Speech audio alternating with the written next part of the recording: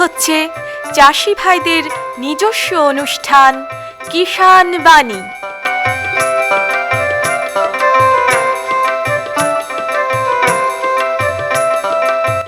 কৃষি, মাছ চাষ, প্রাণী সম্পদ উন্নয়ন, সমবায়, ফল চাষ, কৃষি প্রযুক্তি, পলুপালন, গ্রামোন্নয়ন এ সব কিছু জানতে শুনুন কিষাণ বাণী।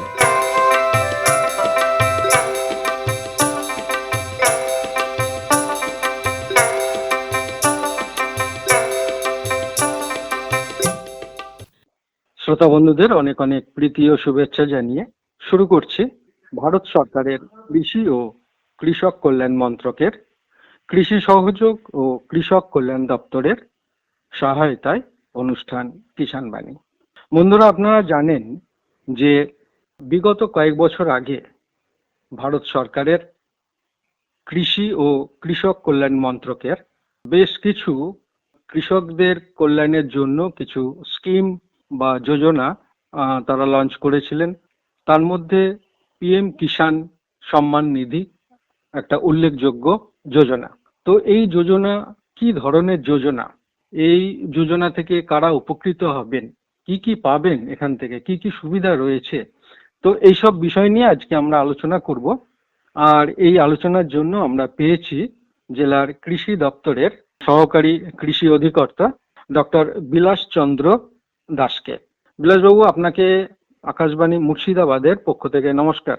নমস্কার। তো যে কথা বলছিলাম যে পিএম কিষাণ সম্মান নিধি, তো প্রথমে একটু জেনে নিই যে এই যোজনাটা কি ধরনের যোজনা, এই বিষয়ে যদি একটু বলেন। মূলত প্রধানমন্ত্রী কৃষি সম্মান নিধি এই যোজনাটা কেন্দ্রীয় সরকারের এক ধরনের নিশ্চিত আয় প্রকল্প। মূলত এটার যেটা লক্ষ্য সেটা হচ্ছে আমাদের ক্ষুদ্র এবং যে প্রান্তিক চাষিরা আছেন এবং তাদের যে ফ্যামিলি, তাদের চাষযোগ্য জমি আছে, তাদেরকে যাতে কিছুটা আর্থিক সহায়তা করা যায়, যাতে তারা তাদের ফসলের যে স্বাস্থ্য এবং যে ফলন সেটাকে নিশ্চিত করতে পারেন। তার জন্যই মূলত কেন্দ্রীয় সরকার কিন্তু এই স্কিমটা 1/12/2018 সালে প্রথম লঞ্চ করেছে। তো কারা এই স্কিমের আওতাভুক্ত হবেন বা কারা এই স্কিমের আওতায় কারা আসবেন? মূলত এই স্কিমটার আন্ডারে, মানে এটা যেহেতু বললাম যে ক্ষুদ্র এবং প্রান্তিক চাষি পরিবার, ক্ষুদ্র এবং প্রান্তিক চাষিদের পরিবার, এখানে ধারণাটা কিন্তু ব্যক্তি চাষি নয়, এখানে কৃষক পরিবারকে বলা হয়েছে। ঠিক আছে? আচ্ছা। তো যে সমস্ত কৃষক পরিবারের 15 বিঘা অর্থাৎ 2 হেক্টর পর্যন্ত চাষযোগ্য রেকর্ডের জমি আছে, তারা কিন্তু বছরে 3 বার অর্থাৎ 4 মাসে একটা ট্রাইমেস্টার, সেই হিসেবে 2000 করে মোট বার্ষিক 6000 টাকার একটা সুবিধা কিন্তু কেন্দ্রীয় সরকারের কাছ থেকে পেয়ে থাকবেন, এবং এটা কিন্তু প্রতি 4 মাসে একবার করে ঢুকবে, অর্থাৎ বছরে 3 বার। কত বছর অবধি পাবে এটা?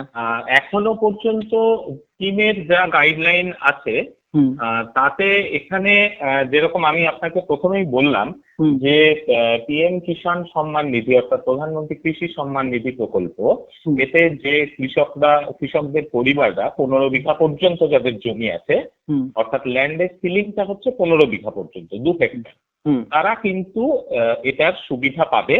এবং অ্যাজ পার গাইডলাইন এটা চলতে থাকবে, মানে এখন তো বর্তমানে 2022 সাল চলছে, গাইডলাইনে যেটা বলা ছিল যে আপ টু 5 বছর পর্যন্ত তো থাকছেই, অর্থাৎ 5 বছরের পর্যন্ত একটা জমি পরিবর্তনের সিলিং ওখানে দেওয়া ছিল। সুতরাং বর্তমানেও কিন্তু পশ্চিমবঙ্গেও এটা চলছে এবং তারা পাচ্ছে। তবে এক্ষেত্রে কিন্তু একটা জিনিস একটু ছোট আমার মনে হয় বলে রাখা দরকার, যে সমস্ত কৃষক পরিবার কিছু মোট 7খানা মানে বিশেষ তালিকাভুক্ত, মানে তালিকার কথা সরকার, কেন্দ্রীয় সরকার বলে দিয়েছে যে সেই ধরনের কোন রকম সুবিধা পেলে কিন্তু তারা পিএম কিষাণের কোন রকম বেনিফিট পাবেন না। ধরুন প্রথমেই বলতে চাই, দেখা গেল কোনো কৃষক পরিবারের যে জমিটা আছে সেটা প্রাতিষ্ঠানিক জমি, অর্থাৎ অর্গানাইজেশনাল ল্যান্ড, আচ্ছা। তো সেক্ষেত্রে কিন্তু তারা এই স্কিম থেকে বহির্ভূত থাকবেন, অর্থাৎ এটা কিন্তু এক্সক্লুশন ক্যাটাগরি, ঠিক আছে। এক্ষেত্রে কনসেপ্টটা হচ্ছে কি, প্রত্যেক পরিবারের যিনি হেড অফ দ্য ফ্যামিলি আছে তিনি অ্যাপ্লাই করতে পারেন, তার নামে যদি জমি থাকে। সেক্ষেত্রে তিনি যেন কোন রকম সাংবিধানিক পদের অধিকারী না হন। প্রাক্তন বা বর্তমান মন্ত্রী বা প্রতিমন্ত্রী, প্রাক্তন বা বর্তমান লোকসভা, রাজ্যসভা, রাজ্য বিধানসভা, বিধান পরিষদের সদস্য বা পৌর নিগমের প্রাক্তন বা বর্তমান মেয়র এবং প্রাক্তন বা বর্তমান জেলা পরিষদের সভাধিপতি যেন না হন। কেন্দ্রীয় সরকার বা রাজ্য সরকার অধীনস্থ মন্ত্রণালয়ের, দপ্তর বা বিভাগের বা শাখার বা কার্যালয়ের বা কেন্দ্রীয় বা রাজ্য সরকার অধীনস্থ উদ্যোগ বা সংযুক্ত দপ্তর বা স্বশাসিত সংস্থার ঠিকা বা নিয়মিত কর্মচারী যেন না হন। এক্ষেত্রে আবার আরেকটা এক্সক্লুশন আছে, যদি গ্রুপ বি কর্মচারী হন, অর্থাৎ চতুর্থ শ্রেণীর কর্মচারী হন, তারা কিন্তু আপ টু 10,000 টাকা পর্যন্ত যদি তাদের মায়না হয়, তারা কিন্তু বা এবং পেনশন পান না, তারা এই স্কিমের আন্ডারে আসতে পারে, কিন্তু বাকিটা কিন্তু পারবেন না।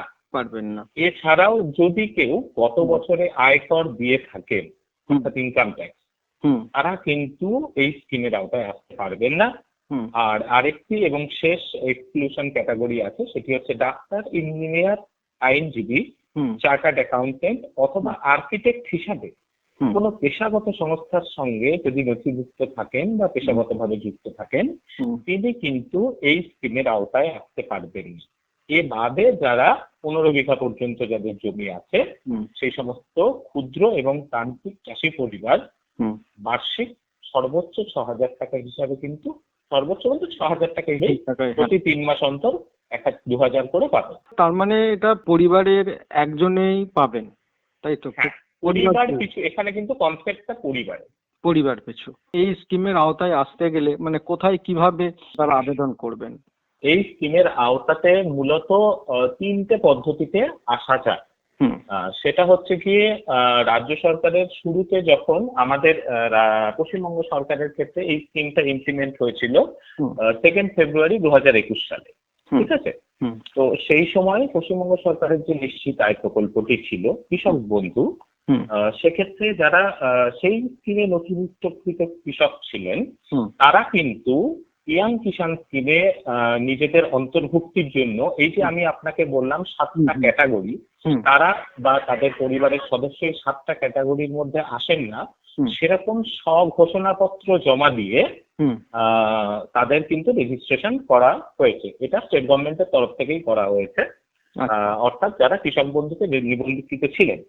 যারা কৃষক বন্ধুতে নিবন্ধিত ছিলেন না, তারা সরাসরি যে সমস্ত ডকুমেন্টস গুলো অর্থাৎ নথিগুলোর প্রয়োজন হয় পিএম কিষাণের জন্য, অর্থাৎ হাল রেকর্ড বা পর্চা, জমির পর্চা, তার সাথে পরিবারের সকলের আধার কার্ড, ব্যাংকের অ্যাকাউন্ট, প্রথমত এখনো আগে মানে যে পদ্ধতিটা ছিল যে ব্যাংকের অ্যাকাউন্টে পেমেন্ট হতো, সেটা এই মার্চ মাস থেকে চেঞ্জ হয়ে গেছে, এটা এখন আধার বেস পেমেন্ট হচ্ছে। যাই হোক, তো এই ডকুমেন্ট গুলো জমা দিয়ে তার সাথে স্বঘোষণাপত্র জমা দিতে হতো যে তিনি ওই যে এক্সক্লুশন ক্যাটাগরির মধ্যে পড়েন না, সেটা দিয়ে আমাদের অফিসে সরাসরি জমা দিতে পারতেন, অথবা বাইরের বিভিন্ন যে তথ্যমিত্র কেন্দ্র আছে সেখান থেকে তারা কিন্তু সেলফ রেজিস্ট্রেশন অর্থাৎ স্ব অন্তর্ভুক্তিকরণ করাতে পারতেন, এবং সেটা করিয়ে তারপরে তাদের কিন্তু ডকুমেন্টস গুলো আমাদের অফিসে স্বঘোষণাপত্রের সাথে জমা দিয়ে যেতে হতো।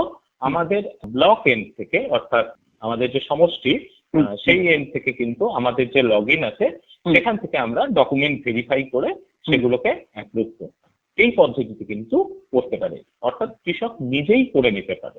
বা আপনাদের বিভিন্ন ব্লকের যে এগ্রিকালচার দপ্তরগুলো আছে সেখানেও যোগাযোগ করতে পারে। একদম, সহকারী কৃষি অধিকর্তার যে অফিস আছে সেখানে গিয়ে যোগাযোগ করলেই আমরা কিন্তু তাদেরকে ডিটেলস বলে দেবো যে কি কি পদ্ধতিতে ইনক্লুশন করা যেতে পারে। এই যে জমির কথা যেটা বললেন যে 2 হেক্টর অব্দি জমি, এটা ক কাঠা থেকে শুরু? কারোর যদি ধরুন 5 কাঠা জমি আছে তাহলে কি কিছু পাবে? হ্যাঁ, অবশ্যই পাবে, কিন্তু 15 বিঘার বেশি যদি হয় জমির পরিমাণ, চাষযোগ্য জমির পরিমাণ, সেক্ষেত্রে কিন্তু সেই পরিবার আর এই সুযোগটা পাবেন না। মানে আপ টু 2 হেক্টর অব্দি যাদের জমি রয়েছে একদম তারাই এই স্কিমের আওতায় আসবেন। একদম, এবং অবশ্যই জমিটা রেকর্ডেড হতে হবে। আরো একবার কৃষকদের জানার জন্য যদি বলেন যে কি কি ডকুমেন্টস আমরা এখানে লাগবে এই বিষয়টা এখানে রেজিস্ট্রেশনের জন্য অর্থাৎ স্ব-অন্তর্ভুক্তিকরণ কৃষকরা নিজেরা তথ্য মিত্র কেন্দ্র থেকে করতে পারেন। পিএম কিষাণ অ্যান্ড্রয়েড অ্যাপ্লিকেশন আছে, সেটা ডাউনলোড করেও তারা নিজেরা করতে পারেন। আর যদি নিজেদের করতে সমস্যা থাকে তাহলে অবশ্যই নিজেদের যে জমির যে রেকর্ড, সেই জমির রেকর্ড দিতে হবে। তার সাথে আধার লিঙ্ক ব্যাংক অ্যাকাউন্ট যেটা আছে, আধার লিঙ্ক ব্যাংক অ্যাকাউন্ট দিতে হবে। তার সাথে দিতে হবে নিজের আধার কার্ড এবং পরিবারের সকলের আধার কার্ডের জেরক্স। এবং তার সাথে সাথে কিন্তু স্বঘোষণাপত্র, অর্থাৎ উনি যে ওই 7টা ক্যাটাগরির মধ্যে বা ওনার পরিবারের কেউ 7টা ক্যাটাগরির মধ্যে পড়ছেন না, সেই স্বঘোষণাপত্রটা কিন্তু অবশ্যই সেটার সাথে জুড়ে আমাদের অফিসে জমা দিতে হবে। এবং তার সাথে সাথে যেটা করতে হবে, আমাদের অফিসে আগে যেটা করা হতো সেটা হচ্ছে গিয়ে কাগজ জমা দিলে আমরা ডিরেক্ট এন্ট্রি করে দিতে পারতাম, কিন্তু বর্তমানে ডিরেক্ট এন্ট্রিটা কিন্তু কৃষকদের অবশ্যই নিজের আধার লিঙ্ক মোবাইল নাম্বারটাকে সঙ্গে নিয়ে আসতে হবে। তার কাছে ওটিপি যাবে, সেই ওটিপিটি আমাদের শেয়ার করলে আমরা তবে তাদের ডেটা কিন্তু পোর্টালে এন্ট্রি করতে পারবো। তবে এটা সব থেকে সহজ পদ্ধতি হচ্ছে গিয়ে নিজের মোবাইলে অ্যান্ড্রয়েড অ্যাপ্লিকেশনটি ডাউনলোড করে নেওয়া, বা সবসময় তো সমস্ত গ্রাম পঞ্চায়েতের সকলের সুবিধা হয় না। ধরুন সরকারি কৃষি অধিকর্তার অফিসটা পার্টিকুলারলি একটা জায়গাতে, তো সেখানে তারা নিকটবর্তী তথ্য মিত্র কেন্দ্র থেকে অ্যাপ্লাই করে শুধু ডকুমেন্ট আমাদের এখানে জমা দিয়ে গেলেই হয়ে যাবে। আচ্ছা, রেজিস্ট্রেশন করার পর ধরুন কোনো পরিবার 4 মাস অন্তর বা বছরে 6,000 টাকা তিনি পাচ্ছেন, তার ব্যাংক অ্যাকাউন্টে সরাসরি এসে টাকাটা ঢুকছে। 1 বছর পেলেন, 2 বছর পেলেন, সেই পরিবারের হেড যার নামে ব্যাংক অ্যাকাউন্টে টাকা ঢুকছে তিনি যদি ধরুন মারা যায়, তখন সেক্ষেত্রে সেই পরিবার কি করবে? সেই পরিবার কি পাবে?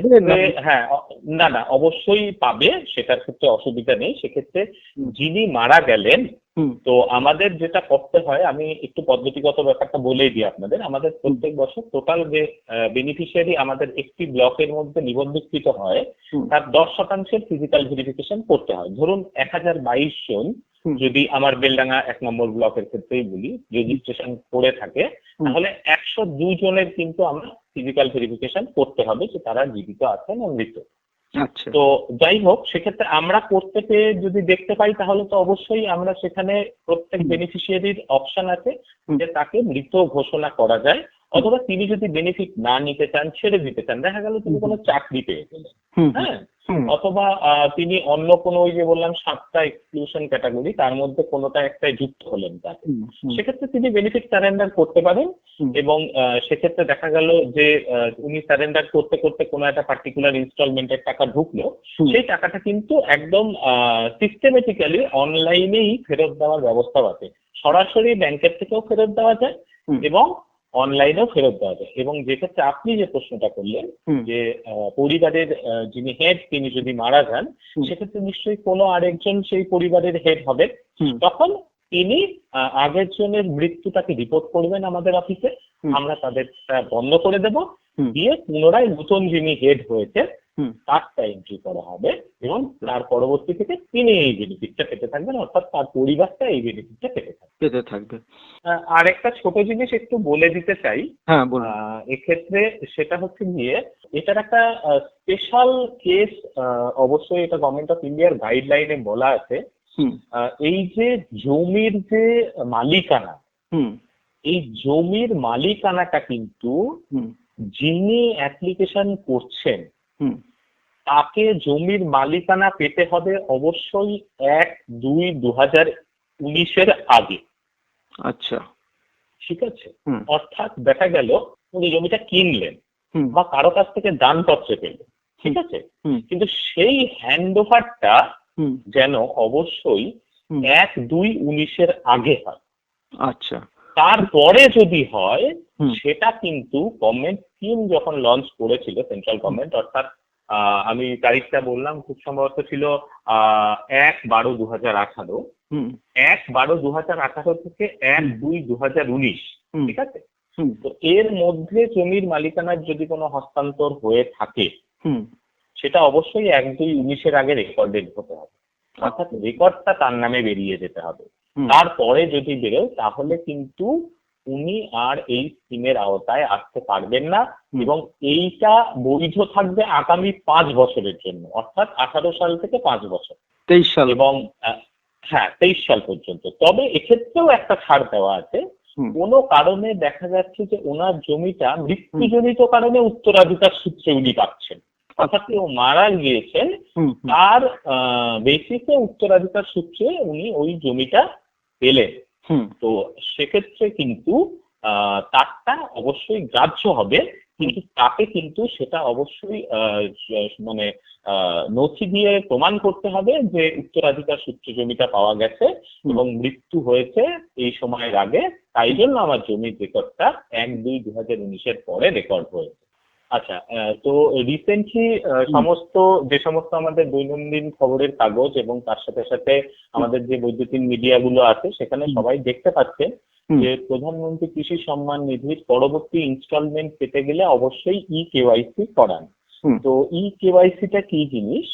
কেওয়াইসি মানে আপনারা জানেনই, নো ইউর কাস্টমার, হ্যাঁ, যেটা ব্যাংকে হয়। আর কেওয়াইসি মানে হচ্ছে ইলেকট্রনিক্যালি যেটা করা হচ্ছে। ঠিক। তো এক্ষেত্রে দুটি পদ্ধতি ছিল। কেন বলছি ছিল? কেননা একটা করা যেত আধার লিঙ্ক মোবাইল নাম্বারটা দিতে হবে, সেটাতে গিয়ে আধার লিঙ্ক মোবাইল নাম্বারটা ভেরিফাই করলে যিনি বেনিফিশিয়ারি তার ফোনে একটা ওটিপি আসবে, সেই ওটিপিটা পোর্টালে পুট করে ভেরিফাই করে কেওয়াইসি হতো। কিন্তু সেই কেওয়াইসিটা রিসেন্টলি মার্চ মাস পর্যন্ত হয়ে তারপরে বন্ধ আছে, এখন পুরোটাই বায়োমেট্রিকে হচ্ছে। ঠিক আছে?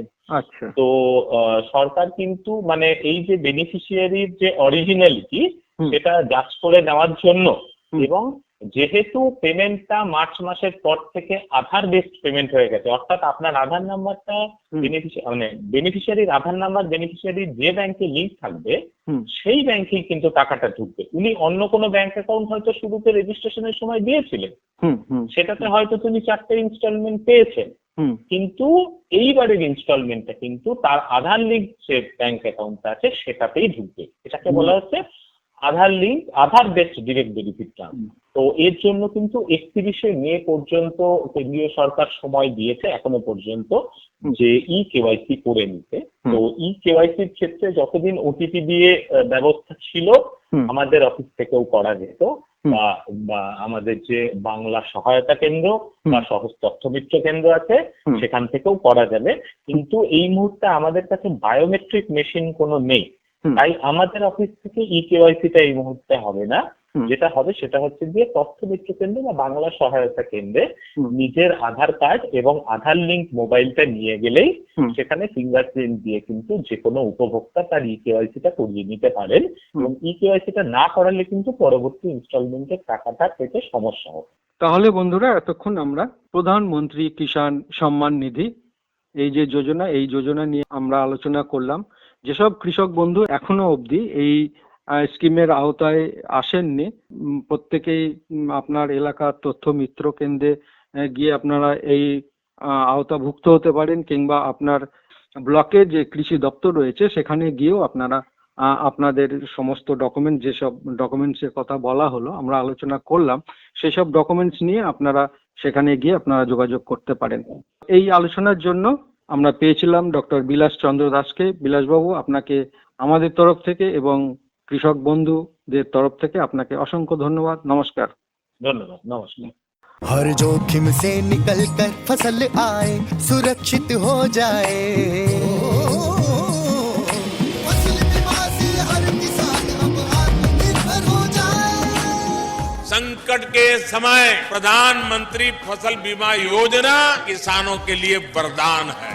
अब सूखा पड़े या बाढ़ आ जाए कोई डर नहीं, अब ओले पड़े या कीट पतंगे फसल खा जाए कोई फिक्र नहीं, क्योंकि हमने लिया है प्रधानमंत्री फसल बीमा। बुआई से फसल कटाई तक हर जोखिम का दावा, न्यूनतम प्रीमियम पर अधिकतम भुगतान का वादा। योजना से हर साल जुड़ रहे हैं 5 करोड़ से ज्यादा किसान। अब आपकी है बारी। नजदीकी कृषि कार्यालय, सहकारी समिति, बैंक शाखा, अधिकृत बीमा कंपनी या जन सेवा केंद्र में स्वेच्छा से करा सकते हैं पंजीकरण। फसल बीमा पोर्टल या फसल बीमा ऐप द्वारा भी कराया जा सकता है पंजीकरण। प्रधानमंत्री फसल बीमा योजना, आपकी फसलों का संपूर्ण सुरक्षा कवच। कृषि एवं किसान कल्याण मंत्रालय, भारत सरकार। পরবর্তী প্রসঙ্গে যাওয়ার আগে শুনি লোকগীতি। শিল্পী রুমা রায়।